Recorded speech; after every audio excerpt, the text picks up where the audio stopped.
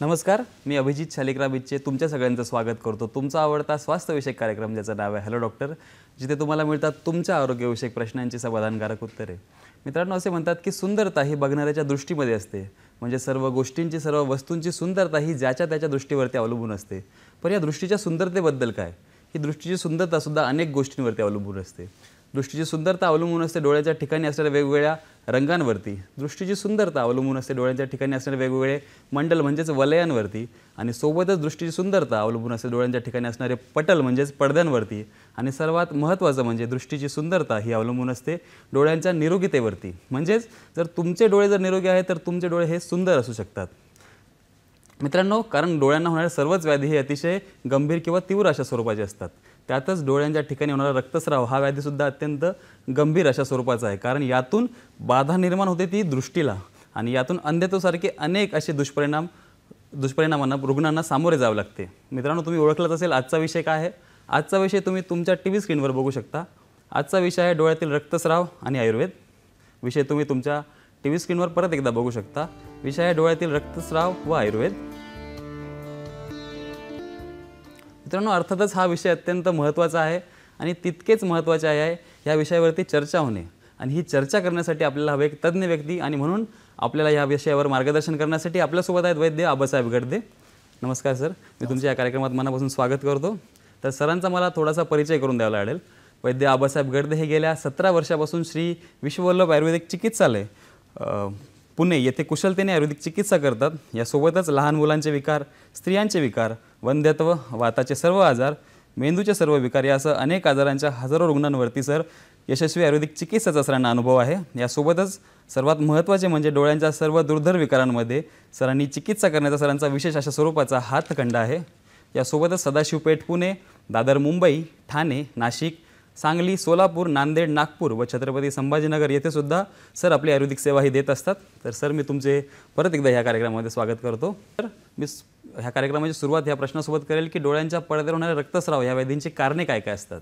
कसं आहे मुळात की जनरली लोकांना हे माहिती आहे की गर्भाशयातनं रक्तस्राव झाला, पोटात रक्तस्राव होते, म्हणजे शौचाला काळसर व्हायला लागते, पोटात रक्तस्राव झाला आहे, किंवा ओकाऱ्या म्हणजे उलटीतून रक्त होतं. पण आता बऱ्यापैकी, पूर्वी इतकं प्रमाण नसायचं, पण आता बऱ्यापैकी लोकांना माहिती आहे की डोळ्यात रक्तस्राव होतो. मग डोळ्यात रक्तस्राव होण्याचं कारणं काय काय आहेत? तर अगदी छोट्या छोट्या कारणांपासून मोठ्या मोठ्या विकारांपर्यंत त्याची व्याप्ती आहे. म्हणजे अगदी आम्लपित्ताचा विकार घेतला तर आम्लपित्ताच्या विकारांमध्येही पडद्यावरती रक्तस्राव होताना दिसत असतो. छोटी छोटी कारणं आहेत, त्याचं आपण विवेचनीय टप्प्याटप्प्यात बघू. सुरुवातीला मी कारणं सांगतो. एक साधं पहिला विकार जो आम्लपित्ताचा आहे. दुसरा आहे क्रोनिक कॉन्स्टिपेशन, खूप वर्षानुवर्ष मलावष्टंभासारखी लक्षणं असतील तर होऊन बसतं. दिनचर्येची अनियमितता हे एक प्रमुख कारण आहे रक्तस्राव होण्यामागचं. आघात म्हणजे डोळ्याला मार लागला असेल तरी रक्तस्राव होऊ शकतं. शरीरात आपलं रक्त वहन करणाऱ्या शुद्ध आणि अशुद्ध रक्तवाहिनी आहेत, तर त्याच्यामध्ये ब्लॉकेजेस होत असतील तरी रक्तस्राव होऊ शकतो. मधुमेहाचा परिणाम म्हणून रक्तस्राव होऊ शकतो. हायपरटेन्शनचा परिणाम म्हणून रक्तस्राव होऊ शकतो. जर ग्रोथच म्हणजे लहान मुलांचे प्रीमॅच्युअर बेबी असतील आणि त्यांच्या पडद्याची ग्रोथ झालेली नसेल तर पडदा फाटणं किंवा रक्तस्राव होणं असे सिम्पटम आपल्याला त्या अनुषंगाने दिसत असतात. आणि ह्याच्यासोबत कोणताही विकार मग तो वाताचा असो, पित्ताचा असो, कफाचा असो, जो रक्ताला बाधित करेल तो डोळ्यावरती रक्तस्राव उत्पन्न करत असतो. मग टप्प्याटप्प्यात आपल्याला बघता येईल. खरं तर आता प्रमुख एक कारण बघायचं झालं की शुद्ध आणि अशुद्ध रक्तवाहिन्यांमध्ये गुठळ्या होणं. कोणत्याही म्हणजे खरं तर पडद्यावरती जी रक्तवाहिनी आहे, शुद्ध किंवा अशुद्ध, आर्टरी किंवा व्हेन, ज्याच्याजवळ ब्लॉकेजेस यायला लागतात, त्यामुळे मुळात तो पडद्याचा विकार आहे का? तर अजिबातच नाही. म्हणजे हायपरटेन्शन असो, मधुमेह असो, आम्लपित्त असो, क्रोनिक मलावस्तंभ म्हणजे जुनाट मलावस्तंभाची खोड असेल, किंवा रक्तवाहिन्यांमध्ये गुठळ्या असेल. मी एवढं जे वर्णन करतोय आणि डोळ्यात जर रक्तस्राव, डोळ्याला मार लागला हे एकमेव कारण सोडलं तर इतर ही सगळी सार्वधी कारण आहेत. म्हणजे एखाद्या दुसऱ्या आजाराचा उपद्रव किंवा साईड इफेक्ट म्हणून डोळ्यावरती परिणाम झाला. म्हणजे किती मोठी गोष्ट आहे बघा. म्हणजे हे सांगण्याचं कारण ह्याला ट्रीटमेंट आयुर्वेद म्हणजे आधुनिक शास्त्रात त्याची ट्रीटमेंट केली जाते. आस्ते आस्ते ब्लिडिंग कमी होतं, परत ब्लिडिंग होतं, आणि मग नंतर लेझर आणि ही जे ट्रीटमेंट आहे त्यानं पडदा खराब होतो आणि अंधत्व. ते एक स्टेज अशी आहे, त्यांना लेझर करायला पडदाही शिल्लक राहत नाही आणि आपल्याला दिसणंही होत नाही. पण ह्याला आयुर्वेदाच्या हिशोबाने जेव्हा विचार करतो त्यावेळेला तुम्ही म्हणजे आता बऱ्यापैकी कॉमन लोकांनी, इतकी वैद्य लोक आपल्या व्यासपीठावर येऊन बोलत असतात, समूळ आजाराची ट्रीटमेंट ही आयुर्वेदात कन्सेप्ट आहे. समूळ आजाराची म्हणजे काय, आजार समूळ काढणं, आणि सगळ्यात ह्याच्याही पेक्षा महत्त्वाचं प्रिव्हेन्शन आहे.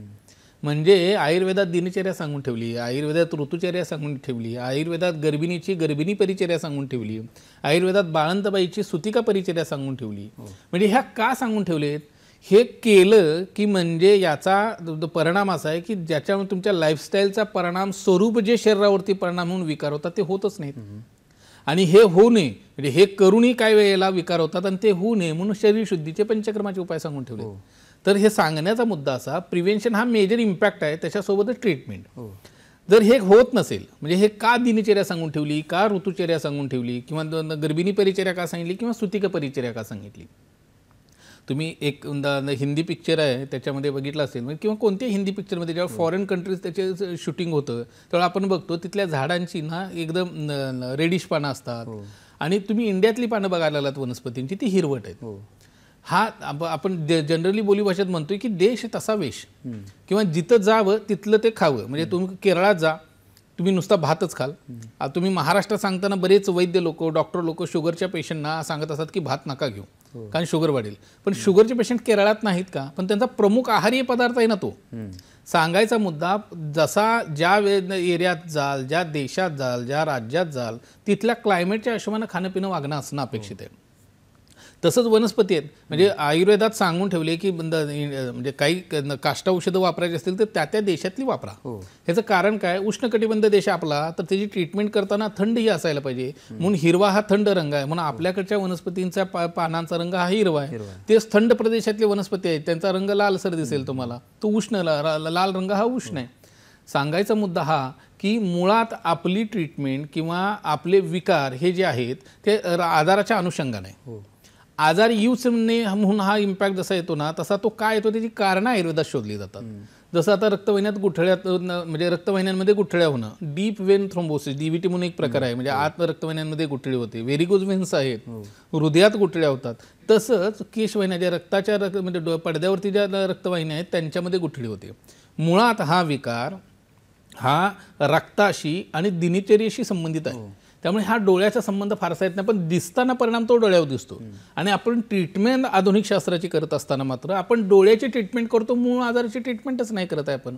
म्हणजे जर रक्तवाहिन्यात गुठळी झाली असेल आणि पडद्यावरती रक्तस्राव झाला असेल तर आपण काय करू, रक्तस्राव कमी व्हायसाठीची इंजेक्शन घेऊ, म्हणजे लेझर करू.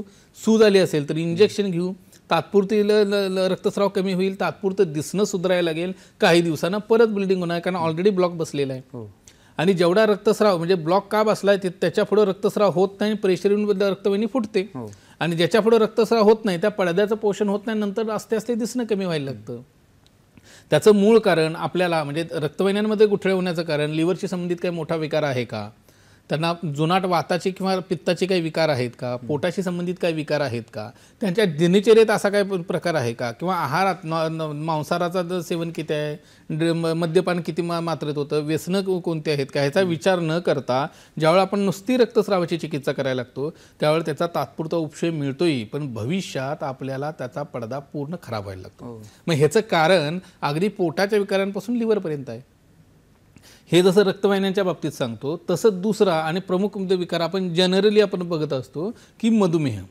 बऱ्याच व्याख्यानांमध्ये सांगितले, मी वारंवार ह्या मधुमेहाच्या बाबतीत सांगतोय, मधुमेह हा विकार सर्व बाधा करणारा आहे, म्हणजे सर्व शरीर बाधा करणार आहे. म्हणजे तो शरीरातला असा एकही भाग शिल्लक ठेवत नाही की तो खराब करत नाही. दिवसागणिक शरीर खराब करायला लागतं. एक सुरुवातीचे 2 ते 3 वर्षे गेल्यानंतर एकदा डिजेनरेटिव्ह चेंजेस शरीरात डेव्हलप व्हायला लागले की काही लोकांना हृदयाशी संबंधित, काहींना उर्काशी म्हणजे किडनीशी संबंधित, काहींना लिव्हरशी संबंधित, काहींना मेंदूशी संबंधित, काहींना सांध्यांशी संबंधित, तर काही लोकांना डोळ्याशी संबंधित लक्षण दिसायला लागतात. ठराविक 1 7 8 10 वर्षानंतर प्रत्येक मधुमेह रुग्णांना डोळ्याशी संबंधित लक्षणं दिसणार हे नक्की आहे. मग अशा वेळेला मधुमेह आणि मधुमेहाचा दुष्परिणाम म्हणून जर रक्तस्राव होत असेल तर रक्तस्रावाची चिकित्सा न करता आपल्याला त्या मधुमेहाची चिकित्सा करणं गरजेचं आहे. मग मधुमेह म्हटलं की आधुनिक शास्त्रानुसार 2 प्रकार पडतात. आयुर्वेदात त्याचे 20 प्रकार आहेत ना, त्यातले कोणताही म्हणजे त्यातल्या 20 प्रकारातले 10 हे कफाचे आहेत, 6 पित्ताचे आहेत, 4 वाताचे आहेत. कोणताही प्रकारात मधुमेह असला तर सुरुवातीच्या काळात आल्यानंतर तो मधुमेह साध्य होतो हे आयुर्वेदानं सांगून ठेवले, हा पहिला मुद्दा. दुसरा, कफचे जे 10 विकार आहेत ते बरेच होणार आहेत. पित्ताचे आहेत ते याप्य सांगून ठेवलेत, पण इनिशियल स्टेज आल्यानंतर त्याची चिकित्सा खूप चांगल्या पद्धतीने आपल्याला करता येते. वाताचे असाध्य आहेत, पण वाताचे 4 प्रकार असाध्य आहेत. असाध्य या अर्थी म्हणतोय की ते बरे होत नाहीत, पण आधुनिक शास्त्राची औषधं घेऊन परत कॉम्प्लिकेशन करण्यापेक्षा होतच ना, आपल्याला दिसतच आहे. म्हणजे असा एकही शहाणा माणूस नाही ज्याला शुगर किंवा मधुमेह झाला आहे आणि तो औषध उपचार घेत नाही, तो सततचे घेतच असतो ना. पण तरीसुद्धा वयाच्या एका स्टेज नंतर डायबेटिक रेटिनोपॅथी बसते, पडद्यावरती परिणाम होतोच आहे, लिव्हरवरती परिणाम होतोच आहे, हृदयावरती परिणाम होतोच आहे, किडनीवरती परिणाम होतोच आहे. म्हणजे आपण औषध उपचार करतोच आहे तरी होतंय ना ते. मग असं न करता किंवा तुम्हाला ते उपचार घ्यायचे जरी असले तरी मधुमेह रुग्णांची दिनचर्या काय असली पाहिजे, मधुमेह रुग्णांनी आहारात काय घेतलं पाहिजे, मधुमेह रुग्णांनी व्यायाम कोणता केला गेला पाहिजे, याची जर आपण वैद्यांकडे अगोदरच गेलो, विकार होण्याच्या अगोदर, विकार म्हणजे मधुमेह तर ऑलरेडी झाला आहे, डोळ्यांचे विकार किंवा इतर साईड इफेक्ट होण्याच्या अगोदरच आपण वैद्याकडे गेलो आणि त्याची जर ट्रीटमेंट करायला लागलो. ट्रीटमेंट या अर्थे काही वेळेला अगदी इनिशियल स्टेजला गेल्यानंतर औषध उपचारी करायची गरज पडत नाही. दिनचर्येतले बदल जरी केले, आपण उठणं, झोपणं, व्यायाम ह्या सगळ्या गोष्टींमध्ये जरी बदल केले तरी आपल्याला मधुमेहावरती खूप मोठा कंट्रोल आणता येतो आणि त्याचे दुष्परिणाम टाळता येतात. जसं मी सुरुवातीला सांगितलं, प्रिव्हेन्शन हे आयुर्वेदाचा बेस आहे. एक ट्रीटमेंट तर सांगूनच ठेवली, समूळ एखाद्या विकाराची समूळ तर ट्रीटमेंट आयुर्वेदात होतेच, पण ती होऊच नाही म्हणून अगोदर सांगितले ना. म्हणजे आता आपल्या हातात नाही आहे की आपण कामाच्या व्यस्ततेमुळे असेल, कोणत्याही कारणास्तव असेल की आजूबाजूला वैद्य नाहीत, कोणतंही कारण आहे ज्याच्यामुळे आपण आयुर्वेदिक आधी केलेलं नाही. पण आपण आता जर एखादा विकार झालाय तर माहिती आहे ना, हायपरटेन्शन आहे, मधुमेह आहे, मेजर म्हणजे आपल्याला कॉमन असलेले डिसीज आहेत ज्याचे डोळ्यावरती परिणाम होताना दिसतात. तर सुरुवातीलाच आपण गेलो आणि मधुमेहाचं निदान करून घेतलं तर आपल्याला त्याचे दुष्परिणाम हे टाळता येतात. मधुमेहात मुळात काय होतं, मधुमेह हा जसं कफाचे, पित्ताचे आणि वाताचे प्रकार सांगून ठेवलेत. मधुमेह ज्या वेळेला व्हायला लागतो त्यावेळेला एका पराकोटीची रक्ताची दृष्टी यायला लागते आणि ते व्हायला लागल्यानंतर शरीरात जी दोष निर्माण होतात त्यांना रक्तवाहिन्यांची क्वालिटी खराब होते आणि मग वेगवेगळे परिणाम पडद्यावरती दिसतात. बऱ्याच वेळेला मधुमेह रुग्णांना पडद्याला सूज यायला लागते, रक्तस्राव येतो, मागच्या नसांना सूज यायला लागते आणि ते सूज आणि रक्तस्रावाचा परिणाम इतका येतो की काही लोकांना पडद्याची म्हणजे फाटणं किंवा रेटिनल डिटेनमेंट इतकी व्याप्ती मधुमेहाच्या आपल्याला प्रमाणात दिसत असते. तर त्यासाठी दिनचर्या करणं अतिशय महत्त्वाची गोष्ट आहे. आता जी आपल्याला बऱ्याचदा मधुमेह दिसत असतो, जसं आता कफच, पित्तज, वात जसे सांगतो तसं स्ट्रेस शुगर म्हणून एक नवीन प्रकार आहे. ताण आले की शुगर वाढते. काही लोकांना दुसरा प्रकार आता बघायला मिळते, इन्शुलिन डिपेंडेंट शुगर लोक असतात की कुठल्याही औषधांना म्हणजे त्यांची शुगर कमी होत नाही आणि इन्शुलिन द्यायला लागते. अगदी लहान वयात म्हणजे अगदी 5, 7, 8 वयोगटातल्या पोरांना शुगर होते. काही लोकांना 18, 20 वयोगटात शुगर व्हायला लागते. त्यांचं निदान हे आयुर्वेदिक पद्धतीने वेगळं करणं गरजेचं आहे. एवढ्या लहान वयात जर शुगर झाली तर भविष्यात त्यांचं लिव्हर, किडनी, हृदय ह्याच्यासोबत डोळ्यावरती तितकाच परिणाम येणार आहे. म्हणजे एवढ्या लहान वयात जर मधुमेह झाला असेल तर त्यांना अल्टिमेटली व्हायटल ऑर्गन खराब होणार आहेत. नंतर व्हायटल ऑर्गन खराब होऊन डोळा खराब होण्यापेक्षा जर सुरुवातीलाच आपण त्याची जर निदान करून ट्रीटमेंट केली गेली तर खूप चांगल्या पद्धतीने त्याची ट्रीटमेंट करता येते. ह्याच्यानंतरचा जो भाग येतो हायपरटेन्शनचा. हायपरटेन्शन म्हणजे उच्च रक्तदाब. खरं तर कॉमन बऱ्याचदा असं होतं की जसं आपल्याला बोलीभाषेत होतं की ताण घ्यायला लागलो, स्ट्रेस फॅक्टरचा उच्च रक्तदाबासारखा परिणाम आपल्याला म्हणजे त्याचा परिणाम म्हणून उच्च रक्तदाबासारखे विकार मागं लागतात. नुसतंच ताण हे महत्त्वाचं कारण आहे का? नुसतंच ताण हे महत्त्वाचं कारण जरी नसलं तरी इतरही त्याच्यासोबत बरीच कारणं आहेत. म्हणजे मलावस्तंभ हेही उच्च रक्तदाबाचं खूप मोठं कारण आहे. ह्याचा विचारही लोक करत नाहीत.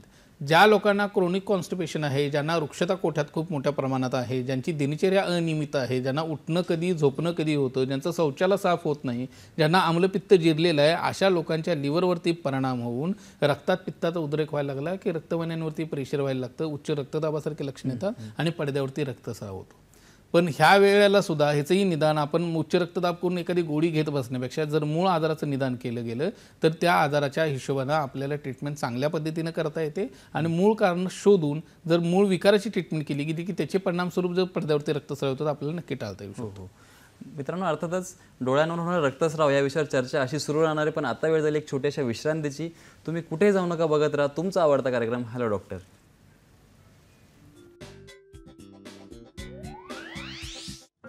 डोळ्यातील डोळ्यातील रक्तस्राव आणि आयुर्वेद श्री विश्ववल्लभ आयुर्वेदिक चिकित्सालय व पंचकर्म केंद्र शाखा पुणे, मुंबई, ठाणे, नाशिक, सांगली, औरंगाबाद, नांदेड, सोलापूर आणि नागपूर. पत्ता धायरी फाटा, सिंहगड रोड, पुणे. संपर्क 9881719392 किंवा 9822526199 अथवा 80074666161. Website www.vishwavallabhayurved.com. डोळ्यातील रक्तस्राव आणि आयुर्वेद श्री विश्ववल्लभ आयुर्वेदिक चिकित्सालय व पंचकर्म केंद्र शाखा पुणे, मुंबई, ठाणे, नाशिक, सांगली, औरंगाबाद, नांदेड, सोलापूर आणि नागपूर. पत्ता धायरी फाटा, सिंहगड रोड, पुणे. संपर्क 9881719392 किंवा 9822526199 अथवा 80074666161. Website www.vishwavallabhayurved.com. डोळ्यातील रक्तस्राव आणि आयुर्वेद श्री विश्ववल्लभ आयुर्वेदिक चिकित्सालय व पंचकर्म केंद्र शाखा पुणे, मुंबई, ठाणे, नाशिक, सांगली, औरंगाबाद, नांदेड, सोलापूर आणि नागपूर. पत्ता धायरी फाटा, सिंहगड रोड, पुणे. संपर्क 9881719392 किंवा 9822526199 अथवा 80074666161. Website www.vishwavallabhayurved.com.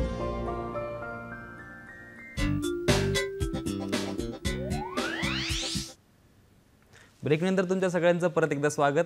आपण विषय बघत होतो डोळ्यातील रक्तस्राव व आयुर्वेद व आपल्यासोबत तज्ज्ञ म्हणून आहेत वैद्य आबासाहेब गडदे. तर सर, आपण बघत होतो की डोळ्यातील रक्तस्रावांची कारणे काय काय असतात, याबद्दल तुम्ही पुढे काय सांगाल? तसं मागच्याला पण ह्याच्यात बोलत होतो की उच्च रक्तदाब, मुळात उच्च रक्तदाबाचं कारण शोधणं फार गरजेचं आहे. म्हणजे कारण उच्च रक्तदाब आणि त्याच्यावरती पडद्यावरती रक्तस्राव हे जरी असलं तर उच्च रक्तदाबाची ट्रीटमेंट करून आपल्याला पडद्यावरचा रक्तस्राव नाही थांबवता येत. मुळात कोणताही विकार, जसं मधुमेह मागाशी सांगितलं, रक्तवाहिन्यांमध्ये गुठळ्या होणं हा विकार सांगितला, किंवा आता उच्च रक्तदाब. उच्च रक्तदाबाचं कारणच तुम्ही नाही शोधलं आणि सततचा रक्तस्राव होत राहिला तर मग तो होतच राहणार. त्याचे लेझर, त्याची जी म्हणजे कॉमन ट्रीटमेंट काय आहे, लेझर करणं. ब्लिडिंग झालं की लेझर करणं, तिथं रक्तस्राव होतो, ती रक्तवाहिनीचं जे ब्लिडिंग होते ते थांबवणं. काही दिवसात आपोआप रक्तस्राव कमी व्हायला लागतो, व्हिजन क्लिअर होते. काही दिवसांना परत रक्तस्राव होणार आहे. म्हणजे हे मूळ कारण जोपर्यंत शोधत नाही तोपर्यंत तो रक्तस्राव होत राहणार. मग उच्च रक्तदाबाचे कारण काय, स्ट्रेस फॅक्टर तर आहेच, त्याच्यासोबतच तुमचं पोट साफ न होणं आहे, आम्लपित्ताचा त्रास आहे, गॅसेस हे विकार आहेत, अनियमितता दिनचर्याचे आहेत. फक्त ह्या म्हणजे आता ह्या विकारांमध्ये एखाद्याचा उच्च रक्तदाब आणि मलावस्तंभ आहे, त्या व्यक्तीला उच्च रक्तदाबाची ट्रीटमेंट करता करता, डोळ्याच्या रक्तस्रावाची ट्रीटमेंट करता करता बस्ती नावाचा प्रकार जो आहे, जो शुद्धी चिकित्सेतला आयुर्वेदातला सांगून ठेवला आहे, तेवढा जरी केला तरी त्याचा परिणाम आपल्याला पोट साफ होण्यावरती, मोठ्या आतड्यातला वात कमी होण्यावरती, मोठ्या आतड्याची पेरिस्टाल्सिस नॉर्मल होण्यावरती खूप मोठा परिणाम घेता येतो आणि त्याचा उच्च रक्तदाबही कमी व्हायला लागतो, डोळ्यातलं ब्लिडिंगही कमी व्हायला लागतं. बऱ्याच वेळेला माझ्याकडे रुग्ण आल्यानंतर मला विचारतात की बस्ती चिकित्सा, की आम्हाला डोळ्याचा त्रास आणि इनिमा का दिला जातो. लोकांच्या डोक्यात एवढंच असतं, इनिमा दिला, इनिमा म्हणजे पोट साफ व्हायचं प्रोसेस असे त्यांच्या डोक्यात आहे. तर असं नाही आहे. म्हणजे वातासाठी, पित्तासाठी, कफासाठी ह्या तिन्ही दोषांमुळे, कोणताही विकार ह्या 3 दोषांमुळे येणार आहे. ह्या तिन्ही दोषांसाठी शरीरातनं बाहेर काढायची प्रोसेस म्हणजे बस्ती चिकित्सा आहे. वातासाठी ही बस्ती आहे, पित्तासाठी ही बस्ती आहे आणि कफासाठी ही बस्ती सांगून ठेवलेत. ही शोधन चिकित्सा आहे. ते शरीरात साठलेले दोष काढून टाकायला लागलो की मग त्याचे दुष्परिणाम स्वरूप जे डोळ्यावरती परिणाम आला आहे, तो हृदयावरती परिणाम आला आहे किंवा अन्य अवयवांवरती जो परिणाम आला आहे तो आपल्याला नलिफाय करता येतो. तर मूळ कारण काय, तर म्हणजे मलावस्तंभ आहे की लिव्हरशी संबंधित आहे का स्ट्रेस फॅक्टर आहे, त्यानुसार त्याची ट्रीटमेंटची दिशा आपल्याला ठरवायला लागते. आणि ही ट्रीटमेंटची दिशा ठरवताना मात्र उच्च रक्तदाबाचं मूळ कारण शोधावं लागतं.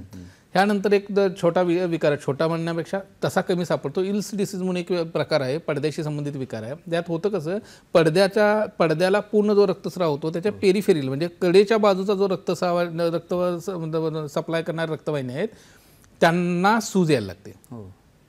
त्या रक्तवाहिन्यांना जर सूज यायला लागली की मग नंतर त्या रक्तवाहिन्या फुटतात आणि मग रक्तस्राव व्हायला लागतो. आता हे परत आपण तिथं झालो. मुळात काय, ह्याचं निदान, ह्याचं कारण आधुनिक शास्त्रानुसार फारसं त्याचं डायग्नोसिस होत नाही. म्हणजे त्याचं मूळ कारणाचं निदान होत नाही. इल्स डिसीजचं निदान होतं, त्याची ट्रीटमेंट जशी इल्स डिसीज असो, हायपरटेन्सिव्ह रेटिनोपॅथी असो, डायबेटिक रेटिनोपॅथी असो, मलावस्तंभामुळं असो, आम्लपित्तामुळं असो, कोणत्याही कारणानं पडद्यावरती रक्तस्राव झाला तर कॉमन ट्रीटमेंट लेझर करणे. आलं लक्षात. लेझर जोपर्यंत पडदा शिल्लक आहे तोपर्यंत लेझर करणे. कारण काहीही असो त्यांना म्हणजे त्या ह्याच्या आधुनिक शास्त्रात त्याची ट्रीटमेंट एकच आहे. आता इल्स डिसीज सारखे विकार असतील तर ते बऱ्याचदा त्याची कारणही सापडत नाहीत. मग ह्याचं कारण ज्यावेळेला आयुर्वेदाच्या माध्यमातून बघायला लागतो त्यावेळेला बऱ्याच वेळेला खूप जुनाट कृमींची खोड असेल, रक्ताशी संबंधित खूप मोठा आजार होऊन गेला असेल, लिव्हरशी संबंधित खूप मोठे आजार असतील तर जीर्णज्वर म्हणजे हाडीताप आपण म्हणत असतो, हाडीतापासारखी जर लक्षणं त्या शरीरात असतील तर, किंवा त्यांना एखाद्या गोष्टीची चुकीच्या पद्धतीची खाण्याची किंवा राहण्याची सवय असेल तर. बऱ्याच वेळेला कसं होतं केळीचं शिकरण काही भागात महाराष्ट्रातल्या नित्यानं दूध आणि केळी एकत्र करून केळीचं शिकरण खायची पद्धत आहे. तर ते केळीचं शिकरण ज्या वेळेला खायला जातं त्यावेळेला लिव्हरवरती परिणाम होतो आणि त्याचा परिणाम बऱ्याच वेळेला रक्ताच्या अनुषंगानं आपल्याला पडद्यावरती दिसायला लागतो. बऱ्याचदा मांसाहार आणि दूध असेल, दूध आणि फळं असेल, अशी विरुद्ध अन्नाचं सेवन व्हायला लागलं तर कोठ्यावरती, लिव्हरवरती, रक्तावरती पण आणि त्वचेवरती ह्याचे मेजर इम्पॅक्ट आपल्याला दिसायला लागतात. बऱ्याच वेळेला विरुद्ध आहाराचा ज्या वेळेला त्वचा विकाराच्या अनुषंगाने जसा परिणाम येतो त्याच सारखा डोळ्यावरती आपल्याला दिसायला लागतो. बऱ्याच वेळेला जसं मी सांगतो हे विरुद्ध आहाराचं कारण रक्तवाहिन्यांना सूज येते आणि पडद्यावरती रक्तस्राव होतो. आता विरुद्ध आहार हे कारण असेल तर तुम्ही कितीही लेझर केलं तर पडद्यावरती रक्तस्राव होतच राहणार आहे. तर त्याचं खाण्यातला बदल जो आहे तो विरुद्ध आहार तो जर आपल्याला कमी करता आला तर मग आपल्याला लेझरसारखी गोष्ट न करता सुद्धा साध्या औषधांना आपल्याला ट्रीटमेंट करता येते आणि रक्तस्राव टाळता येऊ शकतो. या ठिकाणी आपल्याला एक कॉल आलेला आहे. रमेशजी बोलताय नवी मुंबईवरून. हॅलो, आपल्याला आवाज येतोय रमेशजी? हॅलो. हां नमस्कार, बोला. हा नमस्कार. मला डॉक्टरनी डोळ्याचं ऑपरेशन नाही करायला सांगितलं कारण की ते बोलले तुमचा डोळ्यामध्ये ग्लुकोमा आहे त्यामुळे तुमचं ऑपरेशन होणार नाही. हॅलो, परत एकदा सांगा तुमचा परत एकदा. हॅलो. हां, मला डॉक्टरनी असं सांगितलं की तुमच्या डोळ्यामध्ये ग्लुकोमा आहे. त्यांच्या डोळ्यामध्ये ग्लुकोमा आहे असं त्यांना डॉक्टर सांगतात. ग्लुकोमा आहे आणि ऑपरेशन होणार नाही. तुमचं प्रेशर बरोबर आहे म्हणजे आता प्रेशर बरोबर आहे म्हणे. अगं जास्त प्रेशर असलं तर आम्ही काहीतरी इलाज करू शकतो. जसं दिसते तसं तुम्ही राहू द्या म्हणते. परत गेला. हो, त्यांना रमेशजींना त्याच्या डोळ्यामध्ये ग्लॉकोमा आहे आणि त्यांना डॉक्टरांनी असा सल्ला दिला आहे की तुमचं ऑपरेशन वगैरे होऊ शकणार नाही. तर यावर काही आयुर्वेदिक चिकित्सा करता येते का, याबद्दल त्यांचा प्रश्न करता येतं. खरं तर खूप चांगला प्रश्न आहे. मुळात आधुनिक शास्त्रानुसार आदिवंत किंवा आधुनिक शास्त्रानुसार जो ग्लॉकोमा नावाचा विकार आहे हो त्याच्यामध्ये बऱ्याचदा रक्तस्राव पडद्यावरती आपल्याला होताना दिसत असतो. त्याच्यात मागच्या खरं तर मूळ त्याच्यात जो परिणाम येतो तो मागच्या ऑप्टिक नर्व ही सुकायला लागते आणि दिसणं बंद होतं. त्याचं प्रेशर येणं म्हणजे त्याचे दोन प्रकार आहेत. एक आतमध्ये अवरोध म्हणजे अडथळा पाण्यात डोळ्यातला आतल्या ॲक्वेस ह्युमर म्हणून एक जसे डोळ्यातले 3 वेगवेगळ्या प्रकारचं पाणी आहे. एक विट्र जेली म्हणून पॅक बंद बॅगेमध्ये असतं, दुसरं अश्रू जे डोळ्यातनं रडल्यानंतर बाहेर पडतात ते, आणि तिसरं ॲक्वेस ह्युमर म्हणून आहे जो आतलं डोळ्यातली जी घाण आहे, जो डेब्रीज आहे, जे पेशी मेलेले आहेत त्या सगळ्या बाहेर काढून अशुद्ध रक्तवाहिनीत मिक्स करत असतो. ज्यावेळी ते मिक्स व्हायचा जो प्रकार आहे तो घाण घेऊन बाहेर पडण्याचा जो मार्ग आहे तिथं तो जो अँगल आहे तो ब्लॉक झाला तर मग ते पाणी साठून डोळ्याचं प्रेशर वाढायला लागतं. हा पहिला मुद्दा. आणि दुसरं बऱ्याच वेळेला काय होतं तो अँगल खराब नाही होत म्हणजे अँगल हे झालेला नसतो, कमी झालेला नसतो, पण ते जिथनं ड्रेन होणारे जे चॅनेल्स आहेत ते ब्लॉक झालेले असतात आणि त्याच्यामुळं प्रेशर रेज व्हायला लागतं. हे नेमकं कोणता प्रकार आहे बघणं गरजेचं. हा पहिला मुद्दा. तर ह्याच्या बऱ्याच वेळेला काय होतं ग्लॉकोमा होण्यामागचं कारण मेंदूशी संबंधित बऱ्याचदा कारण असतं. आपधातूचं म्हणजे शरीरातलं जेली धातू जो आहे तो खराब झालेला असतो, मग ते खाण्यापिण्यामुळे आलेलं असतं. काही वेळेला जीन्समधून इम्पॅक्ट आलेला असतो म्हणजे आई वडिलांकडं कोणाला तर जर काचबिंदू असेल तर तो कॅरी होत असतो. तर मुळात हे कारण कोणतं हे बघणं आणि ते कारण काढायला लागलो तर ह्याची ट्रीटमेंट खूप चांगल्या पद्धतीने आपल्याला करता येऊ शकते. ह्याच्यात आता काही तपासण्यात पेरिमेट्री म्हणून एक तपासण्याची जी नसांचा डॅमेज किती झाला आहे त्यानुसार मग तो पुरता रिवर्स होणार आहे, पार्शियली रिवर्स होणार आहे का आजाराची वाढ थांबवता येणार आहे, हे व्यक्ती परत्वे बदलतं. व्यक्ती परत्वे म्हणजे आजाराची वाढ किती आहे, डोळ्याचं प्रेशर किती आहे, नजर किती कमी झालेली आहे, मागच्या पेशी किती मेलेल्या आहेत म्हणजे मागच्या पेशी जे जिवंत राहायचं प्रमाण किती आहे आणि त्याची ग्रोथ रेशो म्हणजे किती स्पीडली डॅमेज होतोय, हे सगळ्याची तपासणी करून आपल्याला ह्याची ट्रीटमेंट चांगल्या पद्धतीने करता येते. जसं मी सांगितलं तसं काही लोकांना रिकव्हरी बऱ्यापैकी करता येते, काही लोकांच्या पेशी पुनर्जीवित करण्याचा प्रयत्न करता येतो, काही लोकांना आहेत तशी स्टेबल ठेवायला मदत होते. व्यक्तीत परत्वे कंडिशन बघून ट्रीटमेंट करता येते. कोणत्याही आपल्या जवळच्या सेंटरला दाखवलं तर मग प्रेशर आणि बाकीचे मूळ कारण शोधून आपल्याला त्याची ट्रीटमेंट करणं सोपं जाईल. यानंतर एक प्रश्न आपल्याला विचारताय. नवनाथ बोलताय साताऱ्यावरून. नमस्कार नवनाथ, तुम्हाला आवाज येतोय? हॅलो हॅलो नवनाथजी, तुम्हाला आवाज येतोय? हा नमस्कार सर. येस, आपण आपला प्रश्न सध्याना विचारू शकता. हा सर. आवाज येतो. नमस्कार सर. हो, आपण आपला प्रश्न विचारू शकता. हा सर नमस्कार. हो, बोला, पुढे बोला. हा सर, मी नवनाथ पोतेकर बोलतोय. हो मी एका डोळ्याचं ऑपरेशन केलेलं आहे हो हो, पुढे. आणि दुसऱ्या डोळ्यात ते माझ्या आईना दोन्ही डोळ्यात त्या डॉक्टरांनी सांगितलं की रक्त उतरलेलं आहे. रक्त तर उतरलं. काय करायचं? बरं, ठीक आहे. त्यांचा असा प्रश्न आहे की त्यांच्या दोन्ही डोळ्यांचं ऑपरेशन झालेलं आहे, तर त्यापैकी दुसऱ्या डोळ्यात त्यांचं रक्त उतरलं, यावर तुम्ही काय चिकित्सा? त्यांना शुगर आहे का हायपरटेन्शन आहे हे विचारायला पाहिजे. असो, बऱ्याच वेळेला असं होतं की शुगर आहे, BP आहे किंवा कोणताही सिस्टमिक डिसीज मोठा असेल आणि मग मोतीबिंदूचं ऑपरेशन झालं आहे आणि त्याच्यानंतर मग डोळ्यात रक्तस्राव होणं हे कॉमन बऱ्याच वेळेला होतं. हे तर ते काय लगेच घाबरण्यासारखा प्रकार नाही. जवळच्या तर खरं तर मूळ निदान, जसं मागापासून आपण बोलतोय, तर मूळ निदान व्हायला पाहिजे. म्हणजे शुगर असेल, म्हणजे मधुमेह आहे का हायपरटेन्शन आहे, आणि काही वेळेला हे काहीच नसतं, वयानुरूप मोतीबिंदू झालेला आहे, त्यांना शुगर नसतो, BP नसतो, काहीच नाही, आणि ऑपरेशन नंतर रक्तस्राव झालेला असतो. बऱ्याच वेळेला पडदा नाजूक असा झालेला असतो. हाय मायोपिक पेशंट असतात, म्हणजे मोठा नंबर असतो आणि त्याचा पडदा नाजूक झालेला असतो, त्यामुळे पडदा निसटणं किंवा रक्तस्राव होणं हे होऊ शकतं.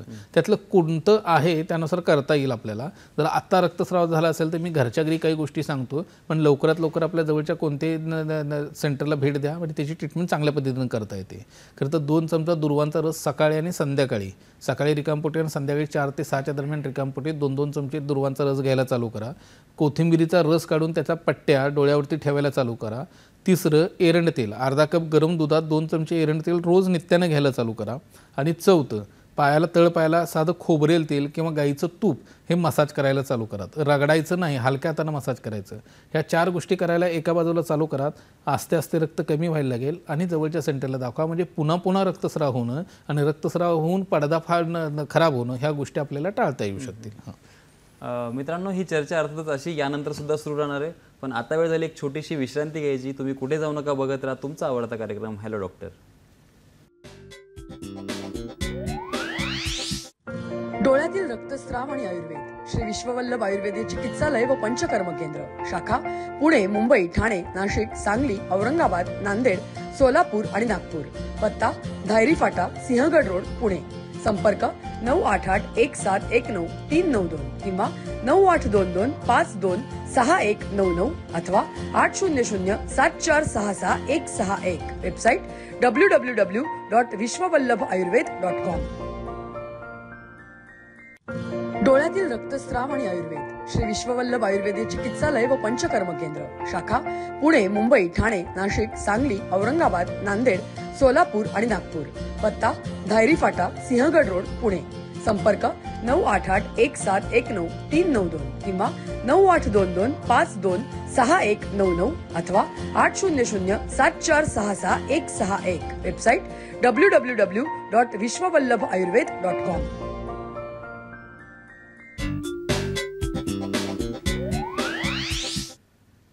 ब्रेकनंतर तुमच्या सगळ्यांचं परत एकदा स्वागत. आपण आजच्या चर्चेचा विषय बघत होतो डोळ्यातील रक्तस्राव व आयुर्वेद, व आपल्यासोबत तज्ज्ञ वैद्य आबासाहेब गर्दे सर. तर सर, आपण डोळ्यातील रक्तस्राव या व्याधींची कारणे बघितली, तर ह्या व्याधींचे उपचार आयुर्वेदामध्ये कसे असतात याबद्दल तुम्ही आम्हाला सविस्तर माहिती द्या. खरं तर आयुर्वेदात मुळात जसं सुरुवातीपासून मी सांगत आलोय, समूळ आजाराची ट्रीटमेंट करणं हा मूळ गाभा आला. म्हणजे एखादा आजार, एखादा रुग्ण घेऊन आला की त्याचं निदान करणं आणि त्याचं जे मूळ कारण आहे ते बंद करायला लावणं. म्हणजे जसं मागाशी मी सांगितलं की केळीचं शिकरण आहे आणि त्याच्यामुळं रक्तदृष्टी होते आणि त्याच्यामुळे रक्तस्राव होतो आहे, तर केळीचं शिकरण आधी बंद करायला लावणं. दुसरा पार्ट येतोय ट्रीटमेंटचा. मग त्या केळीच्या शिकरण, एक दिवसाचं केळीचं शिकरण खाऊन होणार आहे का? एक दिवस नॉनव्हेज आणि दूध खाऊन होणार आहे का? हे नित्यानं ज्यावेळेला व्हायला लागतं, किंवा दिनचर्येतला एक दिवस जागरण झालं म्हणून रक्तस्राव नाही होणार आहे, किंवा शुगर एक दिवस शूट झाली म्हणून नाही होणार आहे. तर हे नित्यानं ज्यावेळेला व्हायला लागतं त्यावेळेला सततचा तो परिणाम त्या रक्तवाहिन्यांवरती येऊन सततचं ते रक्त खराब होऊन मग रक्तवाहिन्यांची क्वालिटी खराब व्हायला लागते आणि मग रक्तवाहिन्या ब्रेक व्हायला लागतात.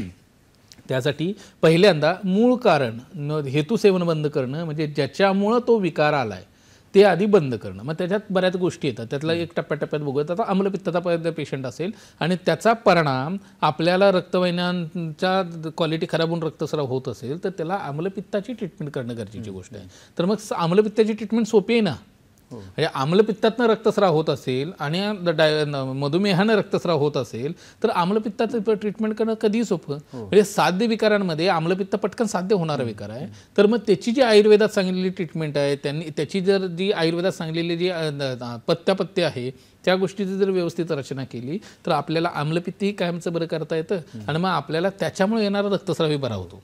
म्हणजे खासियत आयुर्वेदात अशी आहे की रक्तस्राव, जसं मी सुरुवातीलाच म्हटलं, आधुनिक शास्त्रात काय आम्लपित्त आहे, मलावस्तंभ आहे, हायपरटेन्शन आहे, डायबिटीस आहे का, कोर्स डिसीज आहे, इल्स डिसीज आहे, काहीही असो रक्तस्राव आहे की जसं रक्त आपल्याला लेझर केलं जातं तसं आयुर्वेदात काहीही दिसत असलं तर मूळ कारण शोधलं जातं आणि त्याची ट्रीटमेंट केली जाते. आयुर्वेदात कोणत्याही विकाराचं साध्यसाध्यत्व म्हणजे तो बरा होणार आहे की नाही होणार आहे, तर ते दोषांची तीव्रता काय आहे, दोष किती पराकोटीनं खराब झालेले आहेत, तो एक दोष खराब आहे, 2 दोष खराब आहेत का 3 दोष खराब आहेत, आणि हे दोष कोणत्या धातूंना बाधा करतात ह्याच्यासोबतच त्याचं मूळ कारण काय. म्हणजे बऱ्याच वेळेला वातामुळे एखादा आजार होतो, बऱ्याच वेळेला पित्तामुळे एखादा आजार होतो, बऱ्याच वेळेला कफामुळे एक आजार होतो आणि त्या आजाराचं एखादं लक्षण म्हणून आपल्याला डोळ्यात रक्तस्राव दिसतो. ते बरं करणं सोपं आहे. बऱ्याच वेळेला नंबरच्या बाबतीत मी हे सांगत असतो की डोळ्याच्या चष्म्याचा नंबर लागला तर 2 लक्षणं प्रमुख दिसतात. एक, डोळं आणि डोकं दुखणं, आणि दुसरं दिसणं कमी होणं. आणि बऱ्याच वेळेला डोळे आणि डोकं दुखल्यानंतर जेव्हा चष्मा लागतो तेव्हा नंबर जास्तच असतो. म्हणजे दिसणं कमी असल्यानंतर 0.5, 1 म्हणजे 1, 1.5, 1.25 असा नंबर सुरुवात होतो. डोकं डोळं सततचं दुखून जेव्हा नंबर लागतो तो बऱ्याच वेळेला 1, 1.5, 2 नंतरच लागलेला असतो. पण बरा होताना ज्याचं दुखणं आहे त्याचा नंबर लवकर कमी होतो किंवा जातो, आणि ज्याला दिसणं कमी आहे तसं नंतर जातं. म्हणजे हा फरक आहे. मी सांगण्याचा मुद्दा, ज्यावेळेला डोकं दुखतं, डोळं दुखतं, त्यावेळेला बरीचशी डोळ्याची डोक्याचं कारण नसतंच. ते पोटाशी संबंधित, कृमीशी संबंधित, आम्लपित्ताशी संबंधित, खाण्याच्या सवयीशी संबंधित, वाचनाच्या सवयीशी संबंधित, ह्या वेगवेगळ्या घाणेरड्या गोष्टींशी संबंधित कोठ्यावरती, शरीरावरती, रक्तावरती परिणाम होऊन डोकं दुखत असतं आणि म्हणून दिसणं कमी झालेलं असतं. अशा वेळेला तो विकार काढला की पटकन बरं होतं. ॲक्च्युअल दिसणं कमी झालं की मुळातच तो डोळ्याशी संबंधित असल्यामुळे तो दुरुस्त करणं म्हणजे वेळखाऊ आहे. हे सांगण्याचं कारण, जर आम्लपित्ताचा विकार आहे आणि तो रक्त खराब करून जर रक्तस्राव झाला आहे, तो बरं करणं त्यात म्हणजे इतर आजारांच्या तुलनेत फार सोपं आहे. तर मग ह्याची जी असतं आम्लपित्ताच्या पेशंटमध्ये जर रात्रीवर उठून दूध प्यायची सवय असेल, थंड दूध प्यायची, सकाळी ओकारे काढायची सवय असेल, संडासला जोर द्यायची सवय असेल, तर ह्या सवयी बंद करायला लागतात. आम्लपित्ताची प्रॉपर ट्रीटमेंट करणं, बऱ्याच वेळेला याच्यात बस्ती करायला लागतं, विरेचन द्यावं लागतं, आणि डोळ्यातला रक्तस्राव कमी करायला किंवा ॲक्च्युअली दिसणं वाढवायला डोळ्यातल्या काही प्रोसिजरही कराव्या लागतात. त्या केल्या की मग आम्लपित्तासारख्या किंवा मलावस्तंभासारख्या विकारांमधनं उत्पन्न रक्तस्राव आपल्याला टाळता येतो. दुसरा प्रकार जो येतो तो मधुमेह हा मुळात बरा करत असताना मधुमेहाच्या बाबतीत मात्र फार सावधानतेनं ट्रीटमेंट करावी लागते. मधुमेह मुळात एका बाजूला मधुमेहाचा कंट्रोल आणणं, मधुमेहामुळे झालेले जे व्हायटल ऑर्गन खराब आहेत, यकृत आहे, हृदय आहे, किडनी आहे, मेंदू आहे, डोळे आहेत, आतडे आहेत, हे काही शिल्लकच राहत नाही. ह्या प्रत्येकावरती म्हणजे अगदी पचनापासून सगळ्यावरती परिणाम व्हायला लागतो. हे सगळे एका बाजूला दुरुस्त करणं आणि एका बाजूला मग रक्तस्राव कमी व्हायची ट्रीटमेंट करणं. जसं मगाशी आपल्याला एका रुग्णाचा फोन आला की रक्तस्राव ते काय करू देत, त्याला मी दुर्वांचं सांगितलं. दुर्वा हे डोळ्यातल्या शरीरातल्या कुठल्याही प्रकारच्या रक्तस्रावावरचं अमृत आहे. जे व्यक्ती कोणत्याही रक्तस्राव, म्हणजे बायकांना पायाच्या मार्गातनं रक्त होऊ दे, संडासच्या मार्गातनं रक्तस्राव होऊ दे, डोळ्यात रक्तस्राव होऊ दे, पोटात रक्तस्राव होऊ दे, ह्या सगळ्यासाठी जी लोक 2-2 चमचे दुर्वांचा रस घ्यायला चालू करतात त्यांचा रक्तस्राव आपसूक कमी व्हायला लागतो. ज्यांना वैद्यांकडे जाणं शक्य नाही त्यांनी हेच औषध म्हणून जर कंटिन्यू केलं तरी त्याची फ्रिक्वेन्सी खूप कमी होते आणि डोळे शाबूत राहू शकतात. तर हे दुर्वांचा रसासारखी जर एका बाजूला औषधं देणं, दुर्वांचे वेगवेगळे कल्प आहेत जे आपल्याला वापरायला लागतात, ते वापरायला लागणार, मग त्यांचा रक्तस्राव कमी व्हायला लागतो. मग आता ह्याच्यात गंमत अशी होते, रक्तस्राव कमी झालेला आहे, शुगर कंट्रोलमध्ये झालेले आहे, पण पडद्याचा ढाचा हा सगळा ढासळलेला असतो. म्हणजे काही वेळेला मेदाच्या गाठी आलेली असतात, पडद्याला त्याच दरम्यान सूज यायला लागलेली असते, पडद्याचे जे वेगवेगळे लेयर्स आहेत ते सुटे व्हायला लागलेले असतात मधुमेहाच्या पेशंटमध्ये, आणि हे सगळं रक्तामुळे व्हायला लागतं. म्हणजे मग कसं होतं, पडद्याच्या आतल्या भागात जसा रक्तस्राव होतो तसा पडद्याच्या बाहेरून इनडायरेक्ट रक्तस्राव आहे, आणि तो ज्यावेळेला हॅम्पर व्हायला लागतो त्यावेळेला आणि तिथं पाणी साठायला लागतं. जसं बऱ्याच वेळेला रक्त म्हणजे शरीराला सूज आलेली की जे आधुनिक शास्त्राची औषधं दिली जातात की लघवी व्हायची, तशी औषधं देऊन डोळ्याची सूज घालवता येत नाही, तो रक्तातला दोष आहे. त्यामुळे अशा वेळेला जसं मी सांगितलं की त्याची ट्रीटमेंट, मग कारण काय, पडद्याची अवस्था कोणती आहे, पडद्याचा दोष किती मोठ्या प्रमाणात तयार झाला आहे, त्यानुसार मग आपल्याला पोटातली औषधं आणि पंचकर्म ह्या दोन्ही गोष्टी करायला लागतात. मुळात आजार हे हूच नेमून करणं गरजेचं आहे. हे हूच नेमून करणं गरजेचं आहे. ते केलं तर मात्र आपल्याला ह्याची ट्रीटमेंट खूप चांगल्या पद्धतीने करता येईल. आपल्याला या ठिकाणी एक कॉल येतोय. पंकजजी बोलताय अकोल्यावरून. नमस्कार पंकजजी, तुम्हाला आवाज येतोय? हॅलो, नमस्कार पंकजजी. हॅलो. जी जी, आपण आपला प्रश्न विचारू शकता. माझ्या आईचं ऑपरेशन झालेलं आहे 2012ला. हो हो. तर म्हणजे आईच्या डोळ्यातून पाणी येत आहे आणि डोकं पण दुखते. बर बर. हो. आईला डायबिटीज, शुगर असे काही आजार आहेत का? नाही सर, काहीच नाही आहे. ओके सर, त्यांच्या आईंना डोळ्याचं ऑपरेशन झालं त्यांचं 12 वर्षाआधी. डोळ्यातून सतत पाणी येतं असं बोलतात आणि त्यांना डायबिटीज, शुगर असे काही आजार नाही आहेत. तर यावर काय सांगाल तुम्ही? बरं, डोळ्यातनं पाणी आहे ना, हा विकार वेगळा आहे. खरं तर शुगर, BP नाही आहे हे ठीक आहे. मोतीबिंदूचं ऑपरेशन होणं आणि डोळ्यातलं पाणी येणे ह्या दोन भिन्न गोष्टी आहेत. कसं होतं, डोळ्यातनं पाणी म्हणजे जसं मागाशी सांगितले की डोळ्यात वेगळं 3 प्रकारचं पाणी असतं. एक व्हिट्रियस जेली म्हणून पडद्याला प्रेशर देणारी, पोषण करणारी व्हिट्रियस जेली म्हणून आत असते. दुसरं अश्रू आणि तिसरं व्हिट्रियस जेल म्हणजे ॲक्वेस ह्युमर जे ड्रेन करतं, डेब्रीज बाहेर करतं. डोळ्यातनं पाणी काय लागतं, सततचं अश्रू ग्रंथीतनं सततचं पाणी हे सिक्रेट होतच असतं, ज्याच्यावरती पापण्यांची उघडझाप होत असते. जसं वंगण म्हणून आपल्याला सांध्यांमध्ये कफाचं काम होतं, मग सांधे मूळ होत असतात, तसं पापण्यांची उघडझापेसाठी वंगण म्हणून अश्रू काम करतात. अश्रूमध्ये तेलाचा अंश आहे. अश्रूची टेअर फिल्म जी तयार होते ज्याच्या वंगण म्हणून, त्यात तेलाचा अंश असतो आणि मग त्याच्या मधला भाग पाणी आणि त्याच्या खालचा म्युकस मेम्ब्रेन असतं, म्युकस लेअर असतो. तर हे जे आहे, तर ज्या वेळेला हे पाणी सिक्रेट होतं ते नाकाकडच्या पापणीकडे म्हणजे पापणीच्या वरच्या खालच्या भागात भोक आहे, त्यातनं ते नाकात पाणी उतरतं. ज्यावेळेला त्याच्यात ब्लॉकेजेस व्हायला लागतात त्यावेळेला ते पाणी नाकात न उतरता डोळ्यातून बाहेर पडायला लागतं. ह्याला सगळं जनरली बोलीभाषेत लासूर म्हटलं जातं. असं अशाची शक्यता जास्त आहे. 2 भाग असतात. एक, पित्तामुळे इरिटेशन खूप होतं, म्हणजे एक्सेस पाणी यायला लागतं, पाणी ड्रेन न पण नाकातही होतं आणि बाहेर पडतं, हा पहिला मुद्दा. आणि दुसरा, ज्याच्यातनं ड्रेन होतं त्याच्यात ब्लॉकेज व्हायला लागतात म्हणून डोळ्यातनं पाणी यायला लागतं. आता नेमकं दोन्हीपैकी काय आहे हे बघून त्याची ट्रीटमेंट करायला लागते. लासूर असेल तर नंतर मात्र पुवाची गाठ व्हायला लागते, त्याला ऑपरेशन करायला लागतं. त्यापेक्षा सुरुवातीला जर औषध उपचार केले तर पूर्ण ट्रॅक औषधानं तो आपल्याला दुरुस्त करता येतो. आणि दुसरं, हे जर लासूर नसेल, ती आतली जी नस आहे जी म्हणजे जिथनं पाण्याचा स्राव होतो ते जो ट्रॅक आहे तो चांगला छान ओपन आहे आणि तरीसुद्धा पाणी येत असेल तर पित्ताचा उद्रेक असल्यामुळं तो तुम्हाला म्हणजे अश्रुगंती पाणी जास्त सिक्रेट करतायत आणि ते बाहेर पडते. तर तो पित्ताचा उद्रेक रक्तातला कमी व्हायला लागला तर आपल्याला पाणी कमी करता येतं. तर जे ब्लॉक असेल तर त्याला घरगुती काही करता येणार नाही, पण जर पित्तामुळे होत असेल त्याला मी जसं मागाशी एका रुग्णाला सांगितलं तसं कोथिंबिरीच्या रसाच्या पट्ट्या डोळ्यावरती ठेवणं आणि एरंड तेल रात्री झोपताना 2 चमचे घेणं, ह्या 2 गोष्टी करायला लागलात तर डोळ्यातलं पित्त कमी व्हायला लागेल. ह्याच्या सोबतच जर शुगर BP नसेल तर काही प्रश्नच नाही, 1 चमचा गुलकंद आणि पाव चमचे धने पावडर असं मिक्स करून सकाळी रिकाम पोटी आणि रात्री झोपताना घ्यायला लागला तरी डोळ्यातलं पित्त कमी होतं. ह्या 3 गोष्टी एका बाजूला करायला लागलात तर पित्तामुळे अश्रुग्रंथींवरचा परिणाम होऊन जर म्हणजे अश्रुस्राव खूप मोठ्या प्रमाणात होत असेल तर तो थांबेल. एवढ्या औषधांना झालं नसेल तर ते एक समजण्याची गोष्ट आहे की तुमच्या जिथनं तो ट्रॅक, जिथनं डोळ्यातलं पाणी नाकात होतं तो ट्रॅक खराब झाला आणि तो दुरुस्त करायला लागेल आणि त्याची ट्रीटमेंट करणं गरजेचं आहे. आपल्या कोणत्याही जवळच्या सेंटरला या, आपल्याला ते दुरुस्त करता येऊ शकतं औषधोपचार आणि पत्त्याच्या साहाय्यानं. हो हो मित्रांनो, अर्थात ही चर्चा अशी सुरू राहणार आहे, पण आता वेळ झाली एक छोट्याशा विश्रांतीची. तुम्ही कुठे जाऊ नका, बघत राहा तुमचा आवडता स्वास्थ्यविषयक कार्यक्रम हॅलो डॉक्टर.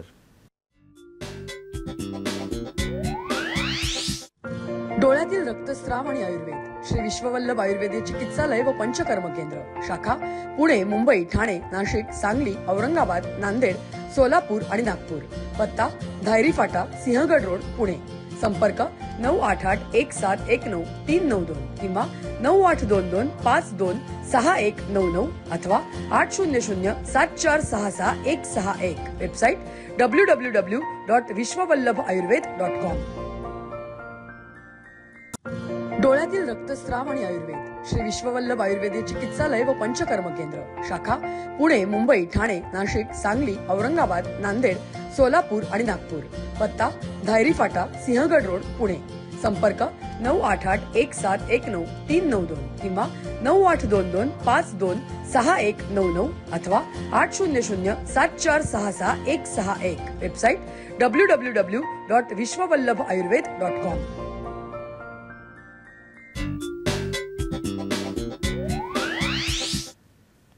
ब्रेकनंतर तुमच्या सगळ्यांचं परत एकदा स्वागत. आपण आजचा चर्चेचा विषय बघत होतो डोळ्यातील रक्तस्राव व आयुर्वेद. आपल्यासोबत तज्ज्ञ म्हणून आहेत वैद्य आबासाहेब गडदे सर. तर सर, आपण डोळ्याच्या पडद्याला होणारा रक्तस्राव याच्या चिकित्सेबद्दल माहिती घेत होतो. याबद्दल तुम्ही पुढे काय सांगाल? जसं मगाशी आपण बोलत होतो की मधुमेहाचा म्हणजे पडद्यात रक्तस्राव होतो आणि ते जे स्ट्रक्चर खराब होतं त्यानुसार मग त्याची निदान पण ट्रीटमेंट करायला लागते. आता ह्याच्या पुढचा भाग येतो आहे हायपरटेन्शनचा. बऱ्याचदा हायपरटेन्शनचे पेशंट असतील तर त्या पेशंटमध्ये मॅक्झिमम हे रेचनाचं काम आहे. रेचन म्हणजे पोट साफ होणं खरं तर बोलीभाषेत सांगायचं झालं तर त्या आपल्या हिशोबाने तसा तेवढा मर्यादित विषय नाही. जे शरीरात फाकलेले दोष आहेत, जे विष आहेत, जे शरीरभर पसरतात आणि मग वेगवेगळ्या शरीरातल्या वेगळ्या भागात विकार उत्पन्न करत असतात. जसं आता फॉर एक्झाम्पल घ्या, मलावस्तंभाचा विकार आहे किंवा जिरलेला आम्लपित्ताचा विकार आहे, खूप वर्ष तर चालू आहे आणि मग त्या व्यक्तीला हृदयावरती परिणाम झाला आहे, रक्तवाहिन्यांवरती परिणाम झाला आहे, रक्तावरती परिणाम झाला आहे आणि हायपरटेन्शन, उच्च रक्तदाबासारखी लक्षणं असतील तर अशा पेशंटमध्ये ते दोष कुठून तरी काढले गेले पाहिजेत ना. काही तर खातोय बाय प्रोडक्ट तयार होते. म्हणजे बऱ्याच वेळेला होतं काही सोड्याचे बाजारात प्रकार मिळतात. गॅस झाला की पाण्यात टाकून घेतलं की गॅस कमी होतो. आपल्याला वाटतं छान झालं, पण दुसऱ्या दिवशी परत गॅस होतो. मुळात तो मलावस्तंभजन्य जर कोष्ठगत वात असेल म्हणजे गॅसेस होत असतील तर पोट साफ होणं गरजेचं आहे. तर तसं हे शरीरात जे फाकलेले दोष आहेत ते कमी करायचे असतील तर जिथनं ते आले ते त्याच मार्गातनं ते बाहेर काढणं गरजेचं आहे. मग त्यासाठी रेचन आहे. रेचन वेगवेगळ्या प्रकारचं असतं. एक तर लघवीच्या माध्यमातून ते पित्त बाहेर काढलं जातं आणि दुसरं शौचाच्या मार्गातून काढलं जातं. त्याला मूत्ररेचन आणि ह्याला मलरेचन अशी दोन वेगळ्या कन्सेप्ट आहेत. मग काही औषधं हे रक्तातनं लघवीत कन्व्हर्जन करून दोषांचं ते बाहेर काढलं जातं आणि काही वेळेला विरेचनासारखी, विरेचन म्हणजे आपल्याला पोटातनं पित्ता हिशोबानं मल बाहेर काढणं, ही प्रोसेस करूनही आपल्याला त्याची ट्रीटमेंट करता येऊ शकते. त्यानंतर आपल्याला एक कॉल येतोय. विलासजी बोलताय बुलढाण्यावरतून. नमस्कार विलासजी, तुम्हाला आवाज येतोय? हा नमस्कार सर. हो, आपण आपला प्रश्न तज्ञांना विचारू शकता. हा सर, प्रश्न विचारायचा आहे. माझा मुलाची 25 वर्ष आहे. हो. तो 12 वर्षाचा असताना सर त्याची एका उजव्या डोळ्याची नजर गेली. हो. त्याला आम्ही मुंबई, जालना, जळगाव, बुलढाणा इथे घेऊन गेलो असता त्याचे सिटी स्कॅन केले. हो. डॉक्टरांनी त्यांच्या कानाची नस दबलेली आहे असं सांगितलंय. बर. आणि त्यातून कॉर्निया म्हणून एक आजार झाला म्हणत. हो हो असं सांगितले आणि त्याचं ऑपरेशन कुठेच होत नाही असं सांगितले. हो हो म्हणजे अमेरिकेत गेले होत नाही. हा आजार म्हणजे कोणता असेल सर? हो, एक मी तज्ञांना विचारतो, त्यावरती उत्तर देतील. सर, त्यांच्या मुलांना काही वर्षापूर्वी एक डोळ्याची दृष्टी अचानक त्यांची गेली आणि यानंतर त्यांनी बरेच प्रयत्न केले, बऱ्याच शहरात गेले ते. त्यानंतर तरीही चिकित्सा झाली नाही याची आणि त्यांचं असं म्हणणं की त्यांना डॉक्टरांनी असा सल्ला दिला की जगाच्या पाठीवर कुठेच या आजाराची ऑपरेशन होत नाही किंवा सर्जरी होत नाही.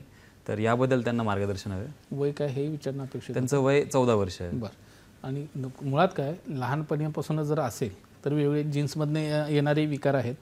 काही वेळा पडद्याची डेव्हलपमेंट झालेली नसते, काही वेळेला नसांची जी सुकणं व्हायला लागलेलं असतं आणि एवढ्या लहानपणी आले याचा अर्थ जीन्समधनंच आजार हे आलेले जास्त चान्सेस आहेत. जीन्समधनं असेल तर त्याची लवकरात लवकर ट्रीटमेंट करणं गरजेचं आहे. मुळात आयुर्वेदात रसायन चिकित्सा म्हणून एक पार्ट आहे, म्हणजे नवीन पेशी तयार करणं. तर जीन्समधनं आलेलेला जर विकार असतील तर त्याची जर रसायन चिकित्सा केली गेली तर त्याची आपल्याला ट्रीटमेंट करता येते. मुळात चेक करून मुळात काय आजार आहे आणि मग त्याची ट्रीटमेंट काय करते हे बघता येतं. आपल्या जवळच्या कुठल्याही सेंटरला आलं तर खरं तर चेक करून त्याची ट्रीटमेंट होईल न होईल आणि होत असेल तर किती विजन आपल्याला आणता येईल किंवा आहे ते स्टेबल करता येईल हे आपल्याला बघून सांगता येईल. कोणत्या जवळच्या सेंटरला येऊ देत आपल्याला बघून सांगता येईल. जसं आपला मगाशी विषय चालला होता की रेचनाचा विषय आहे. हायपरटेन्शन असेल तर मग त्याला बऱ्याच वेळेला रेचन दिलं जातं. रेचन दिलं की मग आस्ते आस्ते कोठ्यातले दोष यायला लागतात. त्याला उदाहरण मी दरवेळेला सांगतो की स्पंज असेल आणि तुम्ही एखाद्या भांड्यामध्ये पाणी असेल आणि त्यात स्पंज टाकला तर पाणी स्पंज ॲब्झॉर्ब करणार आहे आणि तो पिळल्यानंतर त्यातलं पाणी निघून जाणार आहे.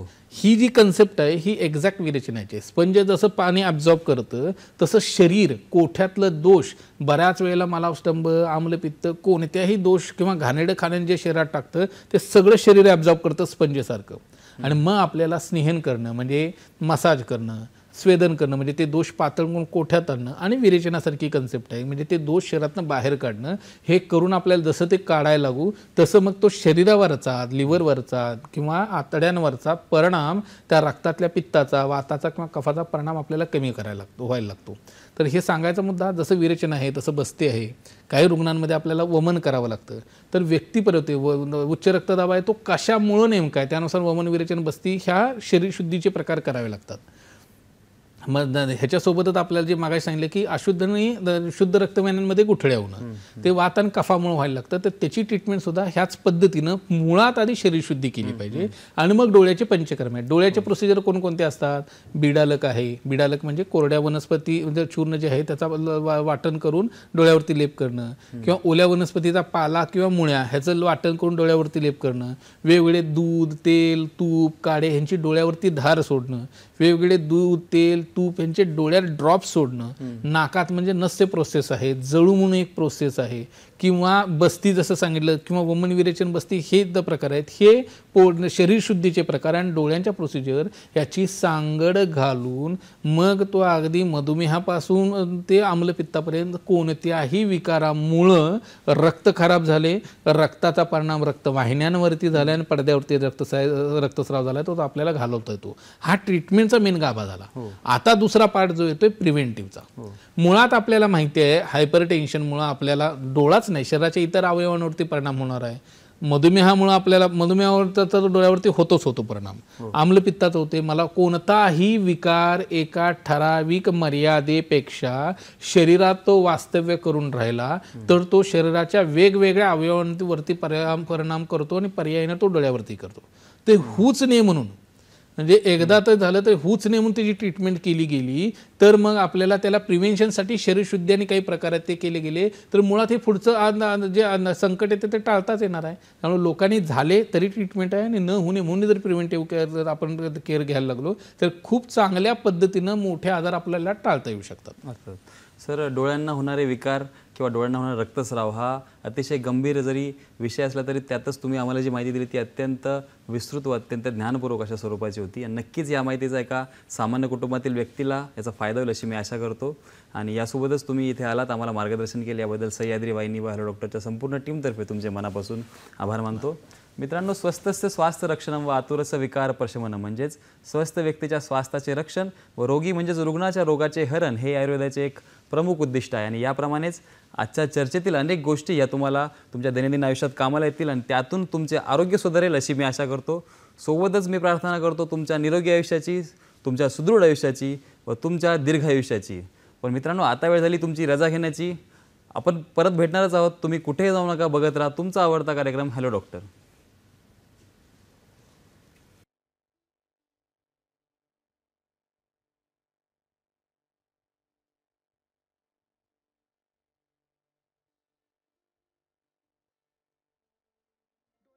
रक्तस्राव आणि आयुर्वेद श्री विश्ववल्लभ आयुर्वेदिक चिकित्सालय व पंचकर्म केंद्र, शाखा पुणे, मुंबई, ठाणे, नाशिक, सांगली, औरंगाबाद, नांदेड, सोलापूर आणि नागपूर. पत्ता धायरी फाटा, सिंहगड रोड, पुणे. संपर्क 9881719392 किंवा 9822526199 अथवा 80074666161. Website www.vishwavallabhayurved.com.